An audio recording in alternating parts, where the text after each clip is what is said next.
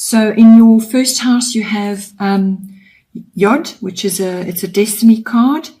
And the first house is everything to do with your body, your physical appearance, what you project outward to others, how you are perceived by others, how you influence others. And it's basically the self, internal and external, and your characteristics, your personality, all those sorts of aspects. Now, this is a destiny card. It's a fate card. So you may just be feeling at this time that you are having to go it alone, that you're actually having to dig for your own truth when it comes to perhaps how you are projecting yourself, or how you are making your way in the world, your path forward, how you want to be seen by others. You may just be feeling that you have to do some deep digging to actually pull out what is right for you. You're not going to get much advice and support from others. This is pretty much a going alone kind of an aspect. It can be a little bit stressful, and there's going to be quite a lot of tension because this aspect actually brings tension in. So you may just be feeling a little bit stressed at this time. It could also just be possibly about your actual physical body, or your vitality may just be feeling strained right now.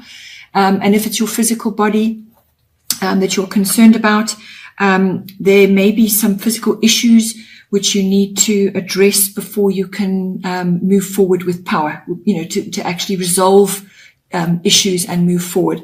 And it could be autoimmune issues, allergies, that's that kind of thing. So if it's a physical regime that you're, perhaps undertaking, starting a new physical program of some sort, you may have to address certain things before you can move forward.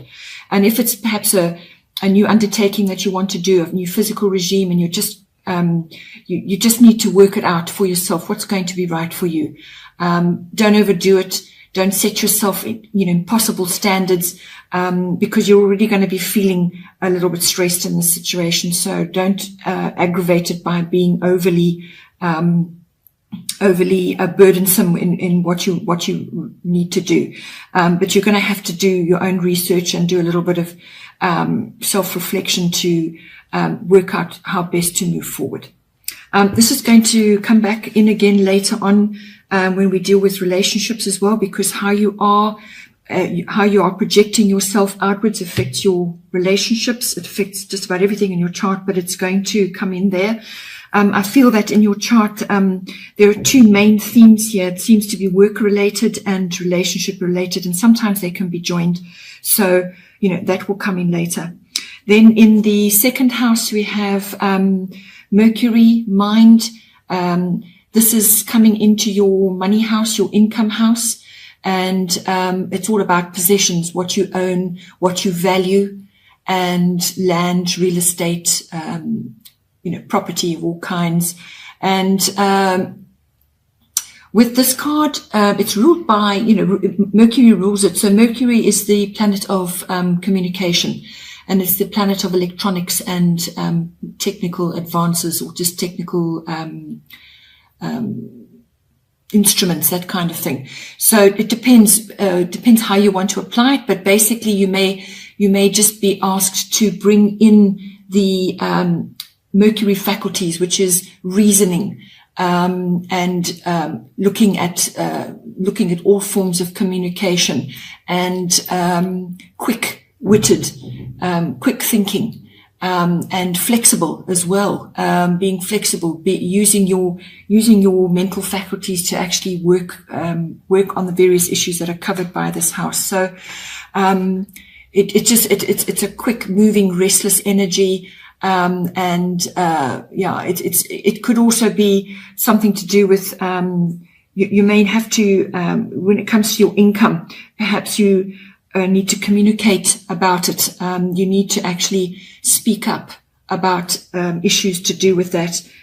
It could be in conjunction with your job, your career, which is coming up again. So maybe you need to ask for something. You need to be clear about what you want to achieve when it comes to your monetary goals and your values, what you value. And you could also be a little bit changeable in that. You could be umming and ahhing about things, or, sort of changing your mind from one day to the next. So when it comes to monetary issues, you need to be clear about what you want and your goals, and then also when it comes to what you own and so on. And you may just be wanting to purchase new electronics or upgrade your phone or something like that, which is going to assist you in these areas. Or just could be using technology in different ways now. Maybe you want to buy a property and this is coming into it. You've got to now search on the internet and use the internet in different ways. There's lots of different ways that this can manifest for you. But it's all essentially about communication. Then we have in the third house, Uranus, which it brings in the genius factor. But Uranus is also about, incredible lightning bolt change. So, it can be wonderful and incredible, and it can also be an incredible upheaval, a real shock. So when it comes to Uranus, you've got to look at it from all of those sides, and it's coming up in your third house, which is all to do with communication, and that's verbal, written, and your body language as well. How you are actually communicating on all levels with other people. It can be on a smaller scale, sort of with your immediates, and also on a global scale. Perhaps you're being asked to now broaden your reach and what it is you're actually saying, because Uranus is a generational planet.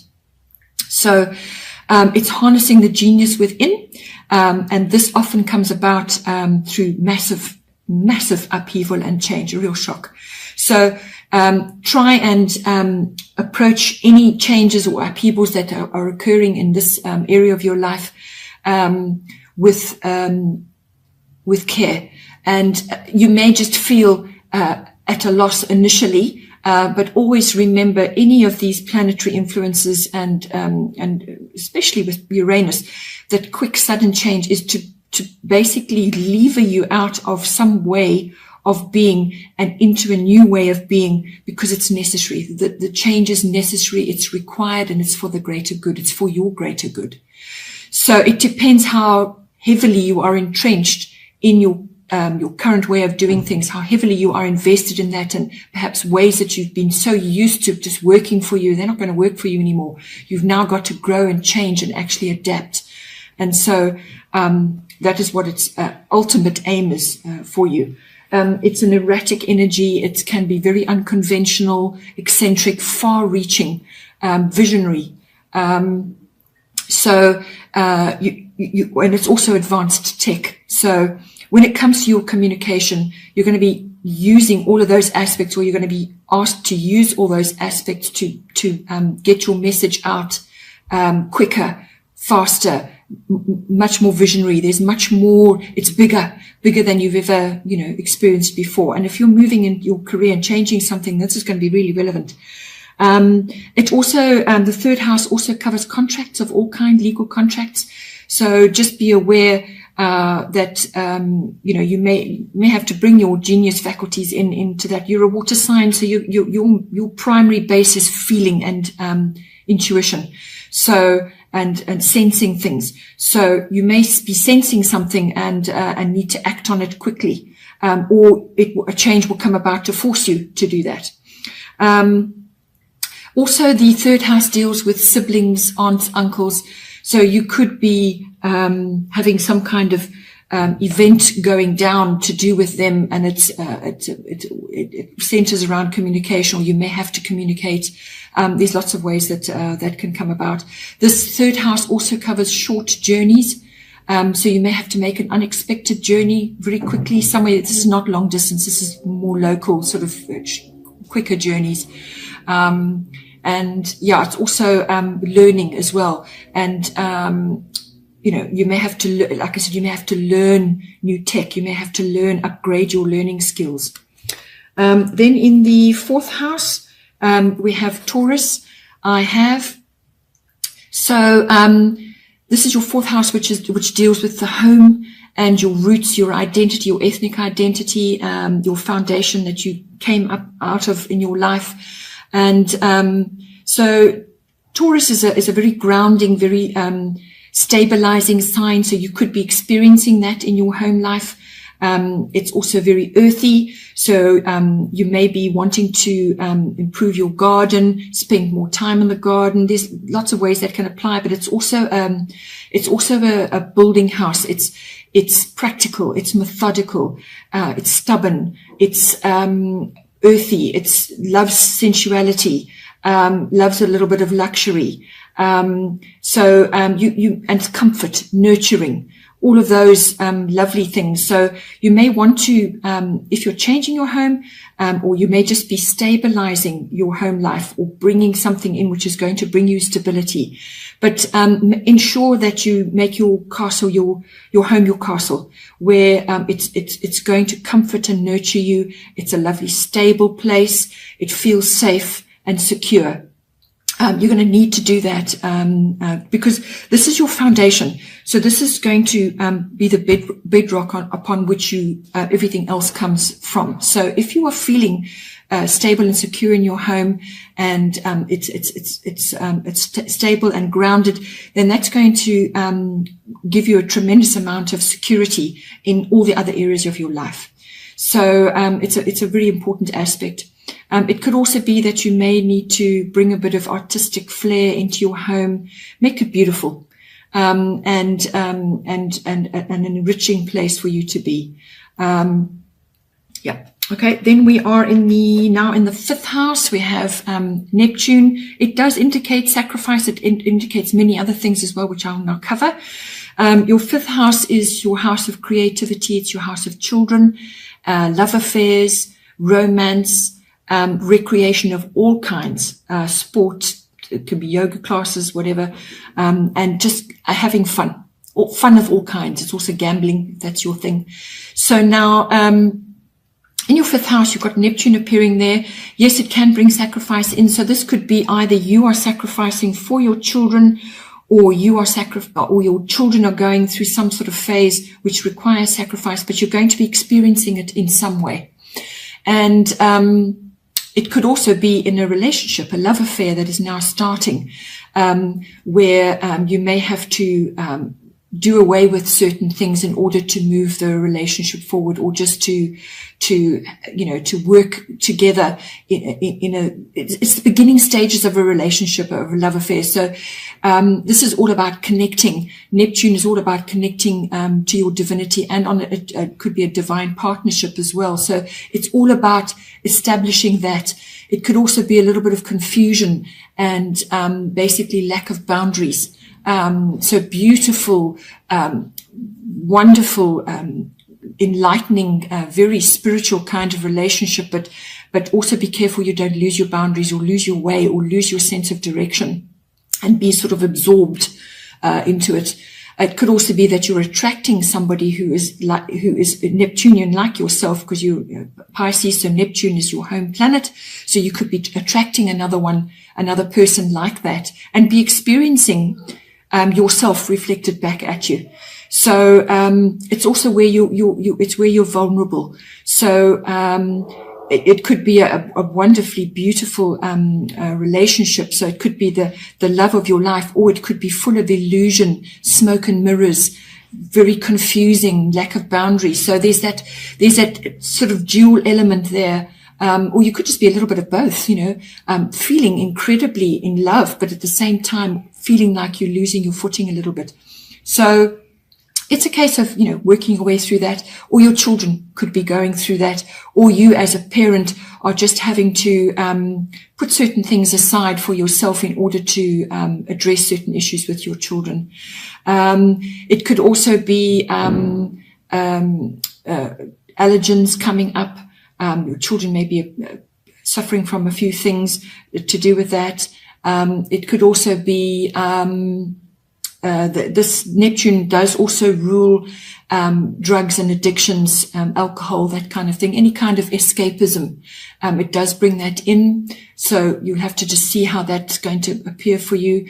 And the 5th house also deals with creativity. So if you are in a work situation, and you're working on creative projects, it's wonderful to access the higher qualities of Neptune, which is imagination, that dreaminess, sort of tapping into the divine, fantasy, that kind of bringing all that in. It's wonderful for writing and for filmmaking and for appreciating the arts. All of those have a place with Neptune. And in the 5th house, which is your house of creativity, you may be asked to bring that in, or you're just naturally tapping into it. So if you're writing a book, or you're going to be doing some creative project where those wonderful finer qualities are required, then this is going to be a very good thing for you. Or it could be that your children are having to do that. And you being a Neptune ruled, a Pisces, you may very well be able to transmit that to your children and lead them in that direction. Then we have in the 6th house, you have South Node. The South Node is all about karma, past lives, and just the past in general. So if you are a person who's tracking past lives, or you have an interest in it and you'd like to explore it a bit further, this is definitely coming up for you. It could also just be your past in this life, what has gone on. The 6th house deals with all things to do with your work projects, your craftsmanship, your mastering your craft. It's your workplace, your work colleagues, everything to do with that. And it's also to do with health and diet, and also to do with pets. So you may have a pet leaving you or coming back to you, which feels very familiar. It's a different looking pet, but it will have familiar sort of characteristics, reminds you of another pet, very relevant. If it's to do with the health, again, it's allergies, again, is coming up, and there could be various issues sort of rising to the surface. It could also be ailments to do with a past life. So if you're interested in that and you want to explore, find a trusted therapist or somebody who can assist you with that, or just do a little bit of self-exploration. But it's also about putting an end to things that you have perhaps doing in your health and your diet, which are no longer serving you. So it's one door closing and another one opening. It could be a very rapid, quick change, very unsettling. But you have to put those things to bed. You have to actually solve unresolved things. You have to end things, find resolutions to things which have dogged you in the past, because you need to move forward. The South Node is all about the past. You need to, but you can't reach your future. You can't embark on your current life mission if you're bringing baggage in from before. So it's about clearing out that baggage and distributing, sending it off, discharging it from your psyche, from your life, closing the door on that and moving forward with confidence. Because once you do make that step in the right direction, then it will be great. It's a form of transformation. It's a very powerful transformation. If it's to do with work, again, all of those things apply. I feel it's changing what you have been doing in the past. So this is going to be leaving your comfort zone. So if it's, past lives of, you come in with those skills, you pick up those talents and skills again when you return, and you will feel very comfortable doing those things. You'll be very comfortable in that, but it kind of stifles your growth. And that's what you don't need to do that. You don't need to do that. In every lifetime, you must be achieving some goal or moving forward in another direction, which is what you set before you come here. So it's all arranged already. And the longer you linger in the past, then it prevents you from moving forward. And this card is going to come along, or this aspect is going to come along and absolutely blitz whatever it was out of your life and force you to put it aside and to deal with it, end it, and move forward as quickly as possible, because it's necessary growth and movement forward, projection forward. So it could be that you are, as I said, changing workplace, or you're changing the way you do things, the way you work, your work projects. You can't take things, you can't move forward currently as is. You're going to have to transform it and move forward. Yeah, it's quick, it's rapid, it's a very unsettling change. So go with it, work with that energy as much as possible. The sixth house is also the house of service. So if you are in service work, you may tend to be attracted to things over and over again, the same ways of doing things, the same kinds of work, and you're going to be asked to move forward in a different path now.